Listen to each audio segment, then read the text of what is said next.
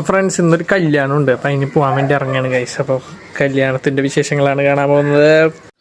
അപ്പോൾ ഫ്രണ്ട്സ് ഞാനും അമ്മയോട് കുത്തിക്കെട്ടി നേരെ കല്യാണത്തിന് എത്തിയിട്ടാണ്. നേരെ ചെന്നത് ജ്യൂസ് കൗണ്ടറിലേക്കാണ്. കയറി വാട്ടർമെലൻ ജ്യൂസ് എടുത്ത് നേരെ അലക്കാനുള്ള പരിപാടിയാണ് ഗൈസ്. അപ്പോൾ നേരെ ഞാൻ വാട്ടർമെലൻ ജ്യൂസാണ് ആദ്യം കിട്ടിയത്. കൈ കിട്ടിയെടുത്ത് കയറ്റി. അതിനുശേഷം എന്ത് ചെയ്യുന്ന മമ്മി എനിക്ക് മാംഗോ ജ്യൂസ് എടുത്ത് തന്നിട്ടുണ്ട്. അപ്പോൾ അതും കഴിച്ച് നേരെ കല്യാണ പന്തലേക്ക് നേരെ എൻ്റർ ആയിട്ടാണ്. അപ്പോൾ അവിടെ എന്തൊക്കെയോ പരിപാടികൾ നടക്കുന്നുണ്ട്. ഞാനും അമ്മയെ ഒരു മൂലയ്ക്ക് പതിയെ അങ്ങനെ ഇരുന്നു.